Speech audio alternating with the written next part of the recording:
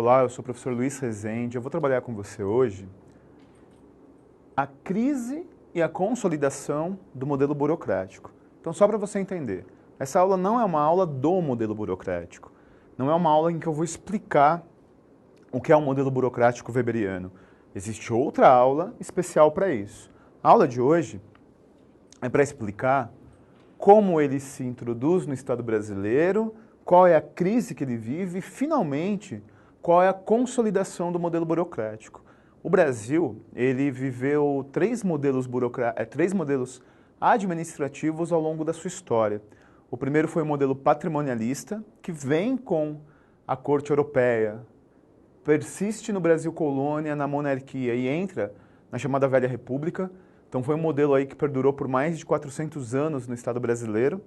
Depois nós entramos no modelo burocrático, que foi introduzido por Getúlio Vargas nos anos 30 do século passado e sobreviveu até o início dos anos 90 do século passado. Então nós temos aí 60 anos praticamente de modelo burocrático. Depois disso, nos anos 90, o Fernando Henrique Cardoso como presidente, o Bresser Pereira como ministro e grande líder da última reforma, introduz o modelo gerencial, que foi aí em meados dos anos 90, então nós temos cerca de 20 anos de gerencialismo. O modelo burocrático, ele existiu no momento em que o Estado brasileiro, a administração pública brasileira, se consolida e se estrutura da forma que nós conhecemos hoje. E é por essa razão que o modelo burocrático é o que mais cai em concurso. Cai em questões sobre o modelo patrimonialista, que é o antigo modelo, é o modelo anterior à Revolução de 30, na época da República do Café com Leite, que nós aprendemos no vestibular, em que o governo é hora de produtores cafeeiros de São Paulo, hora de criadores de gado leiteiro de Minas Gerais. O modelo burocrático ele tem uma influência muito grande por conta disso. Hoje em dia, a burocracia não foi extinta. Nós temos muita herança da burocracia weberiana. Por isso que é o tema que mais cai em concurso. E a abordagem de modelo burocrático para concurso são duas. Primeiro é o que ele é, já disse que essa aula não tem essa intenção, não tem a intenção de estruturar o que é o modelo burocrático weberiano, mas cai qual foi a sua história, desde a sua introdução até a sua crise, a tentativa de superá-lo e finalmente a sua consolidação, ou seja, esses 60 anos de história. Então a aula de hoje é justamente uma aula que traz o levantamento histórico do modelo burocrático. Tranquilo? E eu sou obrigado a começar citando o seu início, que eu já trabalhei em outras aulas, mas que aqui eu preciso retomar para ter lógica cronológica a aula. Então vem comigo, que o primeiro aspecto histórico é quando ele foi implementado, quando ele foi introduzido no Estado brasileiro. Quando Getúlio Vargas assume o poder na década de 30, como fruto da Revolução de 30, o modelo existente era um modelo completamente absolutista, era um modelo em que o governante ele não tinha legalidade, ele não tinha impessoalidade, as coisas eram muito concentradas no governante, e o Getúlio Vargas ele se utilizou na época da Revolução de 30, nos anos 30 do século passado, do teórico mais duro, do teórico mais rígido, do Max Weber e a sua teoria da burocracia. Então, por conta de uma necessidade de superar toda aquela cultura monarca, toda aquela cultura advinda dos anos de monarquia, ele introduz o modelo burocrático no Estado brasileiro. Então, nos anos 30 representa a implementação, a introdução do modelo burocrático. Como eu disse a você, por responsabilidade exclusiva do Getúlio Vargas, que era o presidente da República naquela época. E aí o DASP, o Departamento Administrativo do Serviço Público, criado através do Decreto-Lei 579 de 38, representa a primeira estrutura burocrática, a primeira estrutura administrativa do Estado brasileiro. O DASP, o Departamento Administrativo do Serviço Público, foi a mais importante decisão do Getúlio Vargas para introduzir o modelo burocrático. O DASP, ele é hoje o que seria um ministério do planejamento, guardadas as devidas proporções. Então era uma estrutura oficial, uma estrutura de primeiro escalão nacional. E o DASP, ele centralizava, porque o weberianismo, o modelo burocrático, É um modelo que introduz no Estado brasileiro a impessoalidade, a legalidade, os regulamentos, a meritocracia, em que você favorece um em comparação ao outro e dá valor àquele que mais se destacou. Ou seja, o modelo weberiano, o modelo burocrático, ele introduz elementos que você conhece hoje como os princípios da administração pública. O princípio particularmente da impessoalidade e o princípio da legalidade. Tranquilo? Então, dito isso, olha só, na verdade era uma necessidade, né?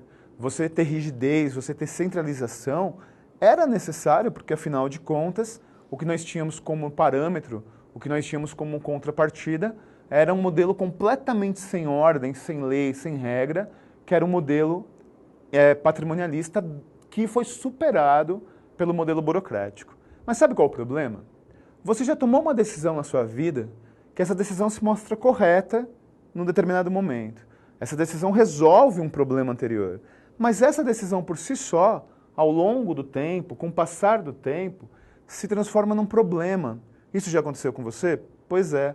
Então, só para a gente entender, aquilo que inicialmente é um elemento positivo, aquilo que inicialmente é uma necessidade de filtro, de centralização, para superar um modelo que não tem regra, ele, com o tempo, se torna um problema. E por que se torna um problema? Porque o DASP era um grande filtro, né? Tudo era centralizado no DASP, tudo passava pelo DASP. E o grande problema do DASP, do Departamento Administrativo do Serviço Público, é que o Estado brasileiro foi crescendo, o Estado brasileiro foi se estruturando e o DASP se mostrou um filtro muito pequeno. O DASP se mostrou insuficiente para atender às grandes demandas crescentes, principalmente nos anos 50 e início dos anos 60. Então, para a gente simplificar e entender qual foi a crise, qual foi o problema que aconteceu. Quando Getúlio Vargas cria o DASP, o Departamento Administrativo do Serviço Público, tudo passa pelo DASP. Contratação de funcionário, compras, controle orçamentário, procedimentos administrativos. Esse filtrão, em que tudo era centralizado no DASP, como eu disse, era uma necessidade, porque antes era a zona completa, antes era a pessoalidade completa, mas imagina só, eu tenho um filtro que atende lá uma demanda, né? Quando essa demanda é muito crescente e você continua tendo esse pequeno filtro, dá problema. É igual uma barreira policial. Aqui em São Paulo nós temos um problema que é às 6 da tarde, todo mundo saindo do trabalho, outros indo para a faculdade. Existem algumas avenidas aqui em São Paulo que travam. Uma delas chama-se Avenida Bandeirantes. Se você vier para São Paulo, não pegue a Bandeirantes às 18 horas, porque você vai ficar parado no trânsito. É bom porque você faz amizades, né? Você fica 2 horas no trânsito, então você começa a trocar ideia. Às vezes a polícia, ela faz barreira policial. Tudo bem, a barreira policial é uma necessidade, mas eles fazem barreira às 18 horas. Ou seja, as 4 pistas da Bandeirantes se transformam em uma só. Esse funil, ele é muito grande, ele é muito pequeno, aliás, para um grande volume. E a coisa começa a se enrolar. Foi mais ou menos isso, eu criei essa alusão para você conseguir entender o que aconteceu com o Departamento Administrativo do Serviço Público. Ele teve demandas crescentes da população e ele continuava sendo um filtro que cada vez mais dificultava o bom andamento do serviço público. Aí estourou uma crise. Então vem comigo para entender a crise do modelo burocrático.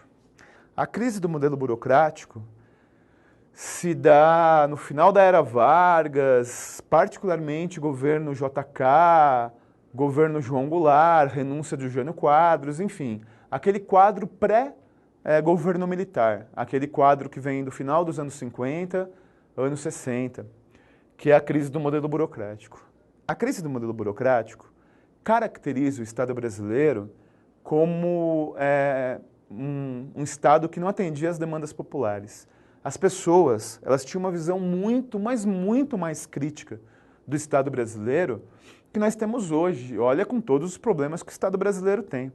Por exemplo, converse com alguém que nos anos 50, anos 60, era um adulto, era um jovem e que viveu aquela época. O meu pai nasceu em 1943.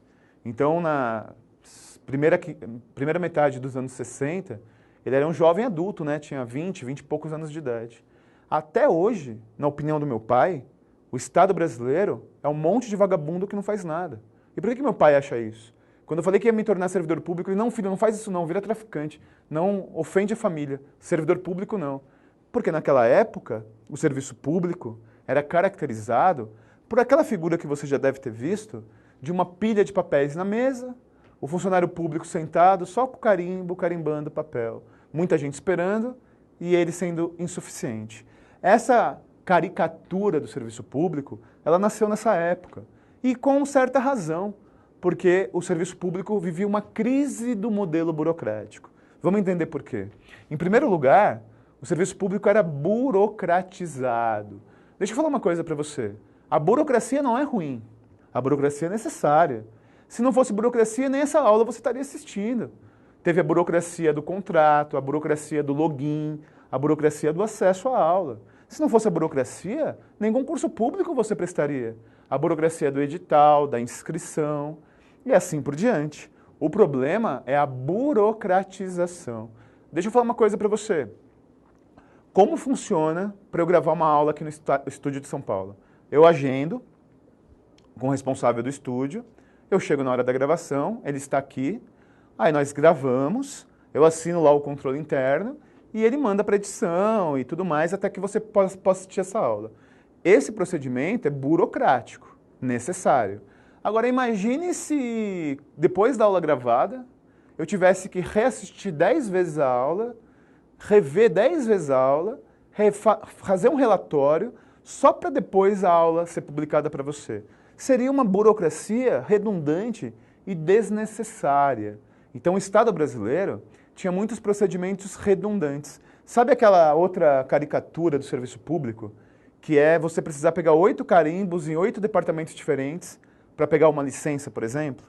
É exatamente isso. Então a burocratização é quando a burocracia é redundante e desnecessária, muito mais do que o necessário. Depois, ele era ineficiente, ou seja, ele não cumpria aquilo que ele se pretendia. Era muita estrutura para pouco resultado, e esse era um baita problema. Um outro problema dessa crise dessa época, pré-governo militar, Estado acima do cidadão. O cidadão não tinha espaços de participação em decisões do governo. Hoje em dia, mesmo com falhas, nós temos conselho gestor, nós temos audiência pública, nós temos orçamento participativo ainda em alguns lugares, ou seja, nós temos espaços de controle social, nós temos a prestação de contas do governante, obrigatória, e naquela época não tinha nada disso. Então naquela época o cidadão não se percebia parte do Estado brasileiro, o cidadão não sentia que ele podia interferir na vida da administração pública. Então se caracterizava como o Estado está muito distante, muito acima do cidadão. E, finalmente, algo que as pessoas acham boa, mas não é. Você acha que o monopólio é positivo? Quando eu pergunto isso em sala de aula, os alunos falam sim. Aí eu pergunto se alguém tem negócio próprio. Por exemplo, na semana retrasada, eu dei aula para uma turma de tribunais e uma aluna disse que a família dela tem uma floricultura.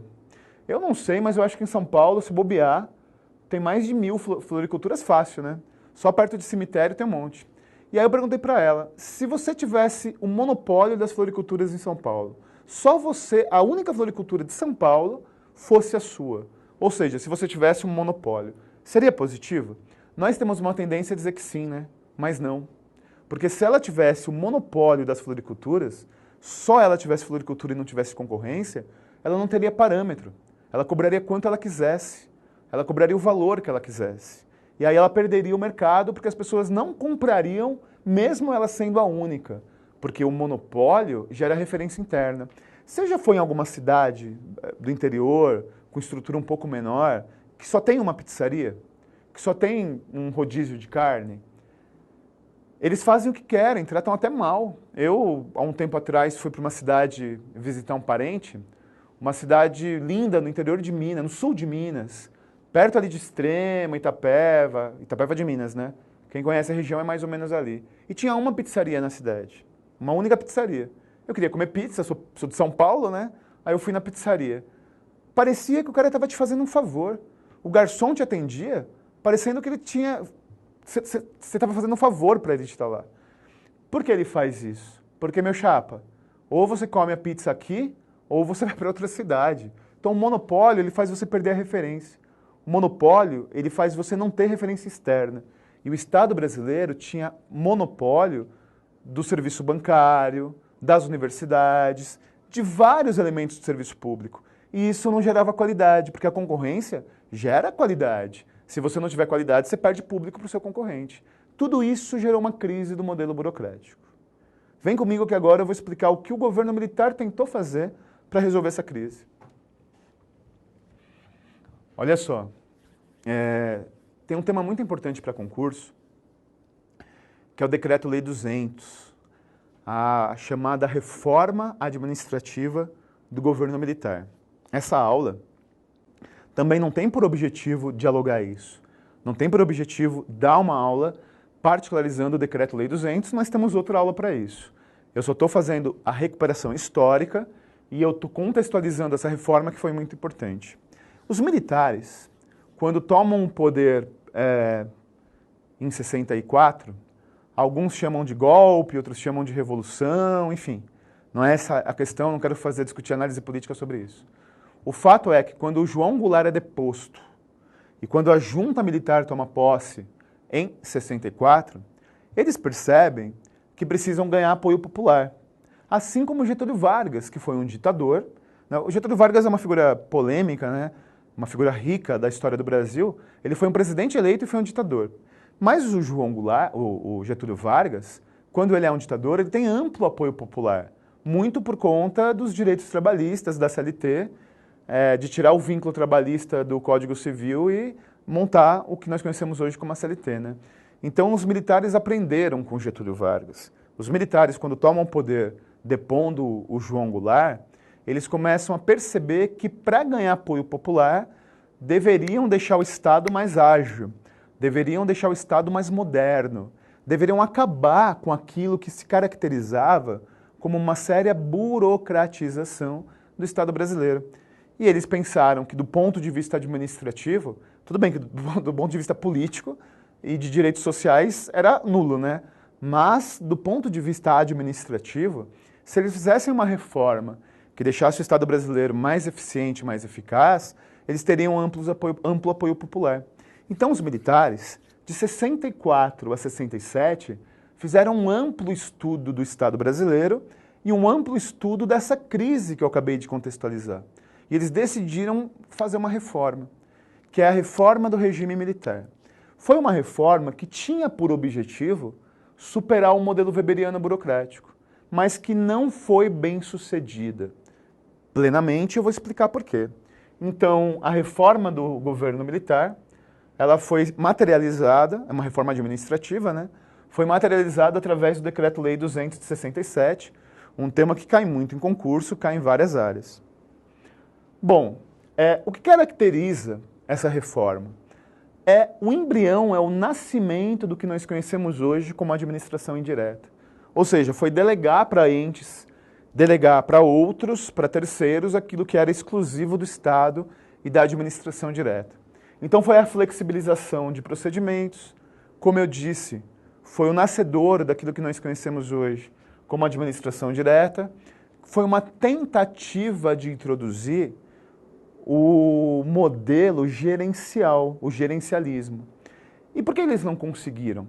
Porque eles delegaram sem controle. Eles delegaram para entes da indireta, para entidades da indireta, para terceiros da iniciativa privada, funções exclusivas do Estado. Só que quando eles delegam, eles não controlam. E justamente por não ter controle, voltaram resquícios do patrimonialismo que tinha sido superado lá pelo Getúlio Vargas, em particular o nepotismo, o desvio de verba pública e assim por diante. Então, justamente pelo Estado não controlar aquilo que era delegado, aí trouxeram problemas e o gerencialismo não conseguiu se consolidar. Mas aí, o Estado brasileiro viveu uma dicotomia, viveu uma convivência entre dois modelos. Ao mesmo tempo em que na direta existia um modelo burocrático weberiano, ao mesmo tempo que na direta mantinha-se toda a rigidez de antes, Na indireta, era a flexibilidade total gerencial. Aí, os anos 70, os anos 80, foram um ano de muita confusão administrativa, porque eu tinha muita rigidez na direta e eu tinha muita flexibilidade sem controle na indireta, o que não possibilitou superar os problemas do modelo burocrático advindos da crise dos anos 50 e também não possibilitou você introduzir plenamente o modelo gerencial, que, abre aspas, viria a ser consolidado, introduzido anos depois, nos anos 90, pelo Bresser Pereira. Deu para entender? E aí nós chegamos até a Constituição de 88. Olha que interessante. Se você tivesse uma prova da CESP-UNB que montasse a seguinte questão. A Constituição de 88, do ponto de vista administrativo, retorna aos anos 30. Olha, como assim? 88 retorna aos anos 30? Tanta gente elogia a Constituição de 88 pelos direitos civis, pelo artigo 5º, por todos os direitos e todas as premissas do artigo 1º, inciso 2º da Constituição, cidadania, direito ao voto e blá, blá, blá. Como assim retornou aos anos 30? Retornou aos anos 30. Porque em 88, do ponto de vista administrativo, o pensamento, sinteticamente, foi mais ou menos o seguinte. Aqui era um problema porque não tinha controle, tinha muito desvio de verba pública, muito problema. Nos anos 50 também não deu certo porque o modelo burocrático ficou desgastado. Então a última experiência positiva foi a experiência weberiana dos anos 30. Então é exatamente isso. Nos anos 30 o modelo burocrático é introduzido pelo Getúlio Vargas e em 88, quase 60 anos depois, ele é consolidado. Vem comigo, porque eu vou trabalhar com você agora exatamente isso, né? A consolidação do modelo burocrático weberiano que se deu na Constituição de 88. A Constituição de 88, até hoje, é um dos documentos mais weberianos da história da humanidade. Se você for pegar um exemplo mundial de influência do Max Weber, mesmo com todas as emendas constitucionais que nós já tivemos, é a Constituição de 88. E o que caracteriza na Constituição de 88 essa influência weberiana, essa influência do Max Weber? Em primeiro lugar, o controle entre os poderes. Então, na verdade, o controle entre o executivo, o legislativo e o judiciário, ele se dá basicamente por uma influência weberiana, porque é o weberianismo que introduz o conceito do controle. Bom, depois, você sabe muito bem, né? Você estuda direito constitucional e direito administrativo, e quando a Constituição de 88 foi promulgada, não tinha o E. O E da eficiência, ele vem da reforma gerencial, através da emenda constitucional 19 de 98, que você estuda muito em constitucional. Quando a Constituição foi promulgada, o artigo 37 da Constituição Federal tinha o princípio da legalidade, weberiano, da impessoalidade, weberiano, da moralidade e da publicidade. Esses 4 princípios representam a consolidação do modelo burocrático. Depois, concurso público acontece há muito tempo. Vamos ser justos. O Brasil é um país muito machista, mas o primeiro servidor público, funcionário público, em 1890 e tanto, foi uma mulher. Concurso público já existia antes de 88, mas em 88 torna-se obrigação para o estatutário, né? Infelizmente tem o cargo de livre provimento, mas para o estatutário se torna obrigação. E finalmente as atribuições do Tribunal de Contas da União. Por que concurso público é weberiano? Porque é meritocrático, né? E a meritocracia weberiana é que até hoje rege as regras do concurso público. Não adianta você ter uma boa nota. O importante é que a sua nota seja melhor que a dos outros, para você ter direito ao cargo público. E, finalmente, atribuições do Tribunal de Contas da União. As atribuições do TCU de controle, elas caracterizam também o modelo weberiano, e é por isso que ele se consolida, quase 60 anos depois de introduzido pelo Getúlio Vargas, na Constituição Federal. Bom, é assim que cai na prova, essa é a regra de crise e consolidação do modelo burocrático, mas de nada adianta, fica aqui no blá blá blá, se eu não mostro na prática para você como isso funciona. Então agora eu vou trabalhar com você questões que tratam sobre esse tema, sobre a influência do modelo burocrático ao longo da história da administração pública no Brasil. Vem comigo, você tem as questões aí no seu material, Todas as questões são de provas anteriores, algumas da FCC, outras da CESP-UNB, para que a gente veja como isso é abordado. Então vamos imediatamente para a leitura da primeira questão. A primeira questão diz o seguinte: a administração pública burocrática. A. Caracteriza-se pelo controle rígido exercido prioritariamente por indicadores de gestão. B. Baseia-se no princípio do mérito profissional, enfatiza a definição de metas para a atuação dos servidores públicos e, consequentemente, a sua progressão na carreira. C. Baseia-se no princípio do mérito profissional, enfatiza a importância do cumprimento de regras e procedimentos rígidos. D. Baseia-se no princípio do mérito profissional e atribui grau limitado de confiança aos servidores e políticos, recomendando para isso o contrato de gestão. E. Foi adotada em substituição à administração patrimonial, que distinguia o patrimônio público do patrimônio privado. Bom, vamos para a alternativa A. Caracteriza-se pelo controle rígido, perfeito, exercido prioritariamente por indicadores de gestão. Indicadores representam controle posterior, controle posteriori, e a burocracia é o modelo da desconfiança prévia, ou seja, o controle é a priori. Eu controlo, porque o meu foco é em tarefas, eu controlo antes da execução. Então está errado por isso. Alternativa B. Baseia-se no princípio do mérito profissional. Enfatiza a definição de metas para a atuação dos servidores públicos e, consequentemente, a progressão na carreira. Meritocracia weberiana. A meritocracia é eu progredir, eu ser escolhido, eu ter o cargo em comparação ao desempenho do outro. É igual ao concurso público. O problema é que depois ele diz que a progressão na carreira é por meta. Não. Na verdade, a burocracia é por desempenho. C. Baseia-se no princípio do mérito profissional, meritocracia weberiana, e enfatiza a importância do cumprimento de regras e procedimentos rígidos. Então, o modelo burocrático é o modelo da mão firme, é o modelo do controle, é o modelo da pouca flexibilidade e de delegar muito pouco ao outro. Então, é um modelo vertical, tá certo essa questão. Alternativa D. Baseia-se no princípio do mérito profissional e atribui grau limitado de confiança aos servidores, recomendando o contrato de gestão. O contrato de gestão é ampla confiança. O contrato de gestão é o parceiro, né? É a organização social, é o terceiro setor que assume a gestão de um órgão público, e isso não tem nada a ver com a burocracia. O contrato de gestão é gerencial, porque na burocracia eu tenho o controle hierárquico, o controle da direta.